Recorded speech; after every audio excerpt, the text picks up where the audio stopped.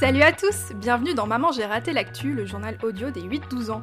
Moi, c'est Marika et un mercredi sur deux, on va vous expliquer un événement de l'actualité. Mais pas que, n'est-ce pas Hélène ? Absolument, et nous allons aussi vous faire découvrir un lieu, une activité, un métier, comme si vous y étiez. Et ça, ce sera le reportage de la semaine. Et puis nous vous partagerons aussi nos coups de cœur culturels. Alors des films, des livres, des jeux vidéo, des jeux de société, des expos, bref, tout y passe.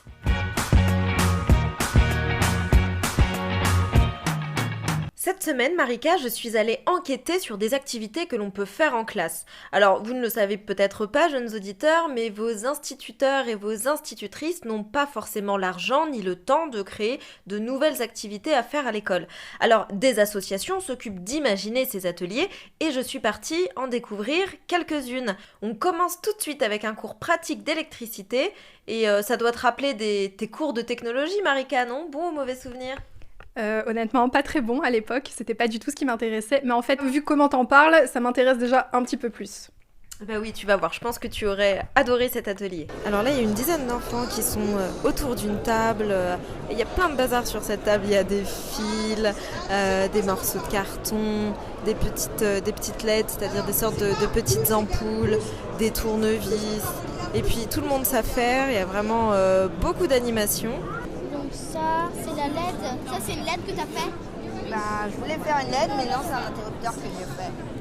T'es sûr ? Ouais. Ah bah ça, c'est une LED, donc c'est bon, regarde. Et j'ai pas pigé, là. Alors, d'après ce que je comprends, ces enfants sont en train de réaliser un circuit électrique. Donc, chacun fait une partie de ce circuit. Il y en a un qui s'occupe de la pile, un autre s'occupe de la lumière. Le but, c'est de faire tout ça à partir de matériaux récupérés à droite à gauche. Je m'appelle Clémence. Et tu as quel âge ? J'ai 11 ans. On nous a dit qu'on pouvait faire plusieurs choses. On peut faire des blocs de piles. Une amie à côté de moi, elle fait un interrupteur à bascule. Et en fait, on fait là, on nous a expliqué qu'en fait, c'est des matériels de récupération qu'ils font pour faire des choses qu'on peut trouver à l'ordinaire dans la technologie. Et après, on essaye de compléter les choses avec les uns les autres pour voir si ça marche. Cet atelier est animé par Catherine Villeray, qui fait partie de l'association Tiers-Lieux Édu. Alors cette association, elle dispose d'un site internet qui est notamment très intéressant pour les instituteurs parce qu'ils peuvent avoir accès gratuitement à des documents qui leur expliquent pas à pas comment réaliser en classe cet atelier. En fait, l'école, ça peut être drôle, apprendre, ça peut être drôle. Et au lieu d'apprendre l'électricité de façon théorique, en fabriquant soi-même les circuits, à partir d'éléments de récupération qu'on trouve très facilement, des accessoires de bureau, trombones, pinces.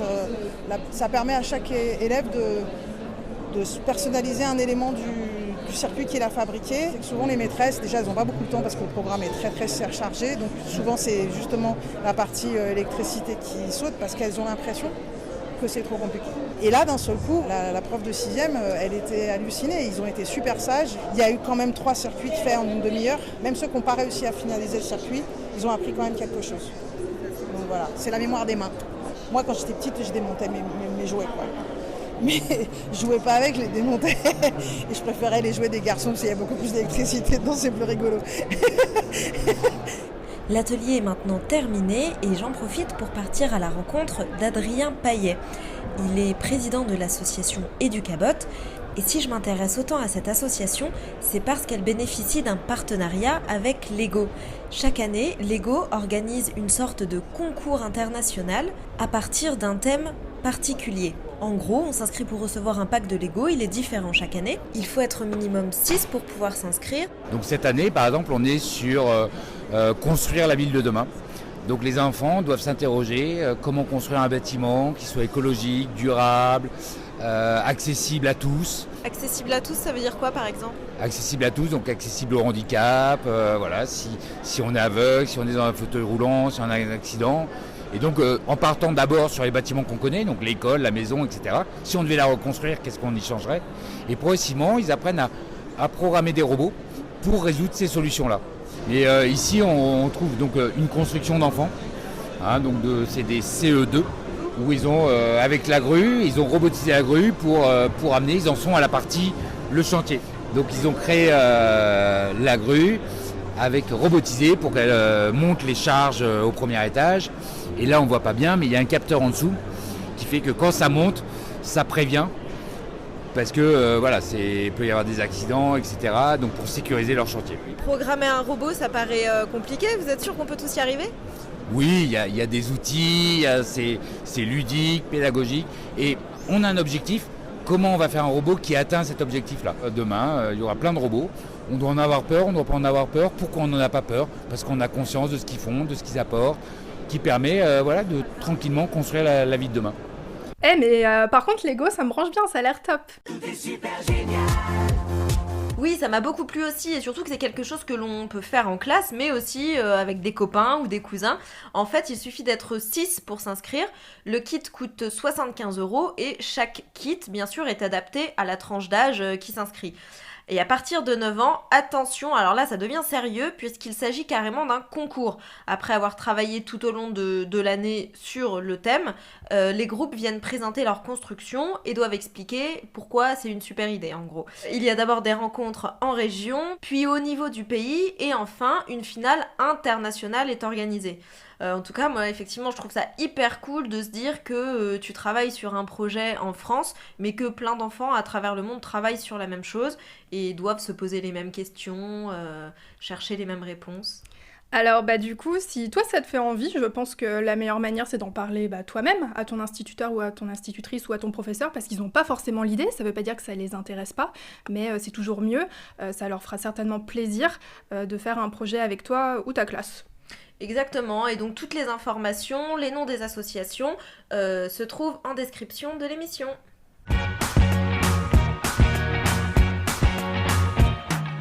Chaque semaine, un jeune auditeur comme toi nous pose une question. Notre mission, trouver quelqu'un pour y répondre. Voici la première question de la semaine. Bonjour, je m'appelle Axel, j'ai 8 ans, j'habite en Angola et je voudrais savoir si le braconnage existe toujours en France. Alors juste petite pause pour réagir, Hélène, on a un jeune auditeur en Angola. Mais oui, j'ai trouvé ça dingue. Bon, alors pour vous restituer, l'Angola se trouve sur le continent de Marie... L'Afrique. Oui, au sud-ouest, très exactement. Alors franchement, c'est la classe d'avoir des auditeurs qui habitent à l'étranger. Axel, nous on aimerait beaucoup savoir ce que c'est la vie en Angola, donc n'hésite pas si tu as envie de nous raconter ça. Bon, pour revenir à ta question, Axel, on est là pour ça, j'ai interrogé Charlotte Nittard, qui est porte-parole de l'association Robin des Bois, qui est une association qui défend l'environnement. Le braconnage existe toujours en France, donc le braconnage c'est une chasse illégale. Ça existe non seulement en France métropolitaine, mais ça existe aussi dans les territoires et collectivités d'outre-mer. Alors en France métropolitaine, ça va être particulièrement des grenouilles, par exemple la grenouille rousse qui est menacée d'extinction et qui finit dans des assiettes, mais aussi les civelles. Alors les civelles, c'est les alevins de l'anguille, ce poisson qui éclot dans la mer des Sargasses du côté des Caraïbes et qui après traverse tout l'Atlantique et qui une fois sur les côtes atlantiques françaises remonte les fleuves, par exemple la Loire, pour après grandir et devenir depuis le stade civelle une anguille.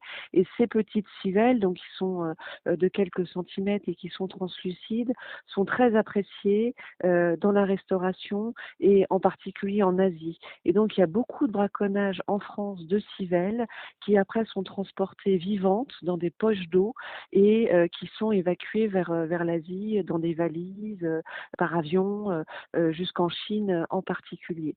C'est vrai que quand on parle de braconnage, on pense souvent à l'Afrique, mais c'est bien de rappeler qu'il y en a chez nous aussi. Oui, et c'est pas fini, Hélène. Charlotte Nittard, elle m'a également parlé du concombre de mer. Alors, il ressemble, comme son nom l'indique, à un concombre, mais c'est bien un autre animal braconné en France métropolitaine. Et Charlotte Nittard, elle le décrit comme un architecte et un laboureur, un agriculteur des fonds marins, mais hélas, il est très apprécié en Asie dans les assiettes. Et il y a aussi des insectes qui sont braconnés, des papillons qui sont épinglés sur des tableaux, des oiseaux, en particulier des rouges-gorges, que l'on attrape en mettant de la glu sur les branches. Oh. Mais il ne faut pas oublier que la France, c'est aussi les territoires d'outre-mer. Les territoires et collectivités d'outre-mer, des tortues marines, ces magnifiques tortues très grandes qui sont braconnées pour leur écaille, mais aussi pour leur viande, en particulier à Mayotte dans l'océan Indien et aussi en Polynésie française dans l'océan Pacifique. Et comment on peut lutter contre le braconnage du coup, Marika ? Heureusement, il y a des gardes forestiers. Alors eux, c'est leur travail officiel, ils dépendent de l'Office national des forêts. et des rangers qui, eux, par contre, ils sont bénévoles, qui essayent d'attraper les braconniers. Mais le problème, c'est que les mers et les forêts qui appartiennent à la France, entre guillemets, sont très vastes. Et il faut améliorer cela. Il y a aussi des contrôles dans les ports, les gares, les aéroports, parce que beaucoup d'animaux sont à destination de l'étranger, comme tu as bien compris. Et une grosse partie du trafic se fait sur Internet, donc Charlotte Nittard, elle rappelle bien que si l'on voit des petites annonces avec un animal qui semble avoir été braconné, il ne faut pas hésiter à le signaler. Je ne sais pas si tu as d'autres idées de gens qui luttent contre le braconnage, Hélène ? Bah écoute, je sais, pour avoir discuté dans l'épisode 2 de Maman j'ai raté l'actu avec Damien. Oui, l'épisode sur le brame du cerf. Tout à fait, et donc Damien est chasseur. Et ce qu'il m'expliquait, c'est que la chasse, c'est quand même très réglementé. Il y a beaucoup de règles à respecter, d'horaires, de périodes de chasse. Tel animal, tu ne peux le chasser que durant tel mois, enfin, etc. Et du coup, les chasseurs font très attention à ce qui se passe en forêt. Ils sont très attentifs. Tous les animaux du monde, tous les animaux sont nos amis. Et sans transition, on passe tout de suite à la deuxième question qui est posée par Victoria, 8 ans. Pourquoi il ne neige pas au mois de novembre?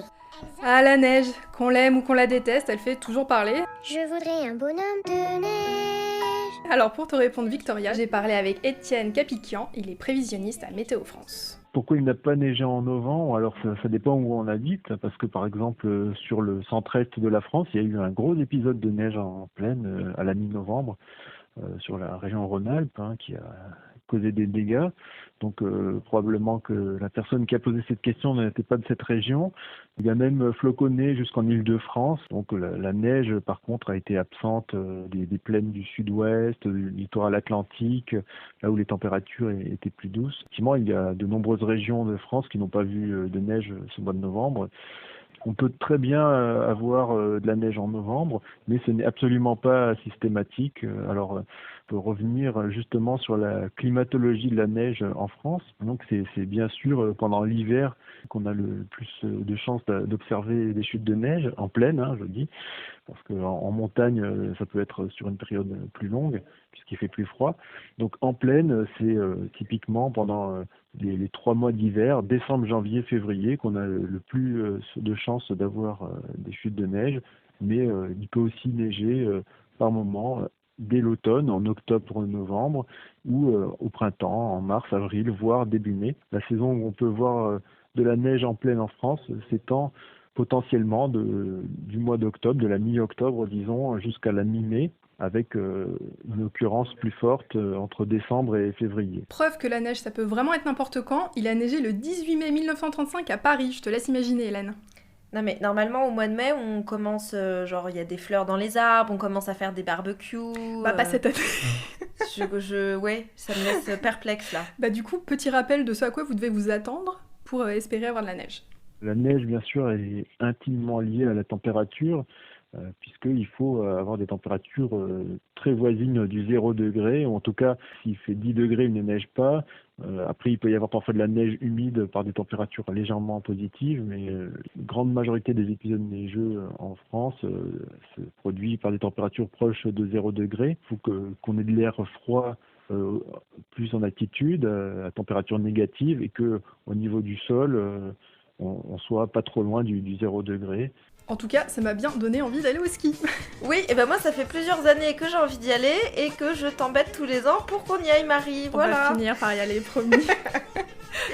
Bon, alors, si toi aussi tu as une question à nous poser, écris-nous à l'adresse mamangerraté-l'actu@gmail.com. Il nous faut ta question enregistrée, alors sur un portable ça suffit largement, ton prénom et ton âge.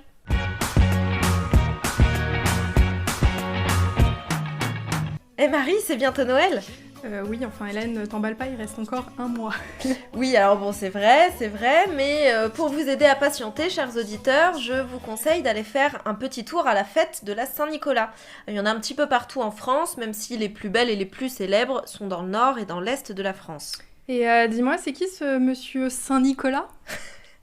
Bon, alors Saint-Nicolas, déjà il a existé pour de vrai, C'était un évêque, donc un chef important de la religion catholique, qui a vécu en Turquie aux alentours de 300 après Jésus-Christ. À part ça, on ne sait pas grand-chose sur lui, on sait que c'était quelqu'un de bien parce qu'il partageait tout ce qu'il possédait avec les plus pauvres. C'est gentil, donc c'est plutôt sympa. Et aujourd'hui, il est toujours surnommé le bon Saint-Nicolas et sa fête a lieu le 6 décembre.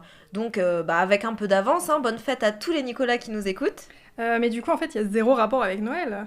Eh bien si Marie, alors t'inquiète pas, ça arrive. En fait, une légende est née quelques siècles plus tard et qui montre combien c'était une personne généreuse et bienveillante. Alors, cette légende raconte qu'un matin d'automne, dans la région Lorraine, 3 enfants sont partis dans les champs pour ramasser des légumes et des noix. Au bout de quelques minutes, ils sont attirés par la lumière d'une maison, ils frappent à la porte. Là, un homme leur ouvre, c'est Pierre le Noir. Il laisse entrer les enfants juste avant de les découper et puis de les mettre en morceaux dans du sel pour les conserver. Voilà. Ok, alors vraiment, je ne vois pas du tout le rapport avec Noël là, Hélène, c'est glauque ton histoire. Eh bien écoute, cette fois-ci tu tombes à pic, sans mauvais jeu de mots, parce que quelques jours plus tard, Nicolas passe par là. Il est en voyage, il se déplace avec son âne, voilà, c'était la voiture de l'époque, on peut le dire. Et il demande à Pierre le Noir s'il peut entrer, et s'il peut lui offrir à manger. Et alors là, Pierre le Noir se retrouve pris de remords, il se met à pleurer, il avoue son meurtre. Ok, c'est pas compliqué à la base. Des aveux pas compliqués du tout à obtenir. Écoute, ouais. C'était toujours aussi ça. Alors à ce moment-là, Nicolas lève 3 doigts. Les petits se relèvent tous les 3. Et il ressuscite les enfants, comme ça. Ah ouais, d'accord, magicien. Donc okay. bon, ressusciter, ça veut dire faire revivre. Et ensuite, il enchaîne Pierre le Noir et il le met sur son âne. Mais l'âne, il avait rien demandé Bah non, écoute, le pauvre, ouais, effectivement. Méchant Pierre le Noir. Il se retrouve à porter tout le monde sur son dos, le pauvre. Et donc, ce fameux Pierre le Noir, on l'appellera désormais le Père Fouettard. Tu sais, celui qui punit les enfants qui ne sont pas sages. Ah mais oui. Et alors attends, du coup, par déduction, Saint-Nicolas, c'est celui qui félicite les gentils enfants en leur donnant des bonbons et des cadeaux. Et voilà, exactement. Saint-Nicolas est souvent représenté avec de grands vêtements rouges ou violets. C'est un vieux monsieur avec une barbe blanche. Ça me rappelle quelqu'un. N'est-ce pas ? Parfois, donc, il se déplace avec son âne, il est toujours là, le pauvre. Le Père Fouettard, lui, il porte souvent un grand manteau noir, une capuche, des bottes, et il ne se déplace jamais sans son fouet pour corriger les enfants passage. Voire pire, il a aussi un sac pour les emporter. Vous savez maintenant ce que vous devez faire, Bien travailler, être sage. Alors, des défilés magnifiques sont organisés dans tout l'est de la France. On trouve la région Lorraine dont on parlait au début ? Oui, tout à fait, c'est ça. Et je me suis renseignée, j'ai regardé un petit peu sur internet, il y a beaucoup d'autres villes qui le font aussi, comme Paris et Bordeaux, mais voilà, ce ne sera jamais aussi beau que celles que l'on peut voir dans l'est de la France. Moi aussi, Hélène, je vais vous parler d'une fête. Alors, je crois que nos auditeurs fidèles l'ont compris depuis le début de Maman, j'ai raté l'actu, j'aime la ville de Lyon. Et c'est pour ça que je vais vous parler de la fête des Lumières qui se passe chaque 8 décembre, donc 2 jours après la fête de Saint-Nicolas officielle. Alors en fait, à cette date précise, quand la nuit est tombée, les habitants de Lyon et de ses alentours, ils ont pour habitude de placer des lumignons, donc des petites bougies, sur la fenêtre de leur maison. Une belle tradition que je fais tous les ans depuis que je suis enfant, que je sois à Lyon ou à Paris. Ah, c'est vrai, tu le fais ? Ouais, toute seule dans ma rue, je pense que... Ah, ok, et j'avais alors, jamais vu. Petite anecdote, il y a 2 ans, je l'ai fait quand Johnny Hallyday est mort, donc je pense que les gens se sont dit que... Je pense qu'ils se sont dit que je voulais rendre hommage. Tu as le droit d'aimer Johnny Hallyday à ton âge. Ce qui n'est pas le cas, je faisais vraiment ça pour la fête des Lumières. Alors en fait, petite, évidemment... Allumer le feu. Voilà, allumer les bougies. Alors petite, évidemment, j'avais demandé à ma maman pourquoi les Lyonnais faisaient cela, et en fait la rumeur veut que ce soit pour remercier la Vierge Marie qui aurait sauvé Lyon de la peste en 1643. Attends, la Vierge Marie, c'est qui déjà ? La Vierge Marie, c'est la maman de Jésus dans la religion catholique. Ah oui, c'est ça. Voilà. Après, j'ai mené ma petite enquête aujourd'hui pour voir si ma maman m'avait dit des bêtises. Big up maman. Et c'est en effet bien l'histoire d'origine de la fête des Lumières. Alors en fait, ce vœu de mettre des lumières tous les ans pour remercier la Vierge Marie, il a été fait le 8 septembre. Le 8 septembre, mais là c'est le 8 décembre la Marie. Alors en fait justement je vais t'expliquer, 2 siècles plus tard en 1850, toujours pour remercier Marie, une statue est réalisée en son honneur. Et en fait l'inauguration de la statue elle devait avoir lieu le 8 septembre 1852. Et en fait elle a été repoussée au 8 décembre à cause de la crue de la Saône, un des fleuves de Lyon qui en fait a débordé, et tada, c'est donc le 8 décembre, jour de l'inauguration de la statue, qu'en fait on fête la fête des Lumières. D'accord. Et on peut voir ces lumières seulement sur les fenêtres des maisons ? Alors non, en fait, chaque année, pendant 4 jours, ce sont plusieurs millions de visiteurs qui vont à Lyon pour la fête des Lumières. La mairie, elle fait un travail énorme pour qu'il y ait beaucoup de choses à voir. Quand la nuit tombe, des illuminations très modernes sont à retrouver dans toute la ville, ou même elles sont projetées sur les murs. C'est beau et honnêtement, c'est à faire au moins une fois dans sa vie. Alors pourquoi pas le tenter l'année prochaine, se faire un petit tour de France avec j'aimerais bien. Fête Saint-Nicolas. Alors je mets le programme de cette année en description du podcast, on sait jamais si vous allez y faire un tour. C'est la fin de ce 6e épisode de Maman, j'ai raté l'actu. Merci pour votre écoute, vous êtes semaine après semaine plus nombreux à nous rejoindre. Alors pour nous aider à continuer et à faire connaître Maman, j'ai raté l'actu, demandez à vos parents de nous mettre une note. Bon alors si possible, bonne. Voilà, ça nous aiderait bien. Sur Apple Podcast par exemple ou sur la page Facebook, ça nous fera très plaisir et en plus ça nous aidera à avancer. Alors comme d'habitude, que tu habites en Angola ou pas, tu peux nous écrire à mamangeratelactu@gmail.com. On mettra toutes les références du podcast dans la description. Prochain rendez-vous le 10 décembre. Trop cool, parce que le 10 décembre, on aura déjà ouvert 10 cases sur le calendrier de l'Avent. T'as lesquelles, toi ? Moi, j'ai le calendrier de l'Avent avec du chocolat et le calendrier d'Avent avec du thé. Moi, pour l'instant, j'ai que avec du thé, mais j'aimerais bien avoir avec du chocolat aussi. Bah, dites-nous, tiens, vous, ce que vous avez. On est toujours preneuse de... Plus il y a de calendrier de l'Avent, mieux c'est. C'est ça, il y en a jamais trop. Il y en a jamais trop.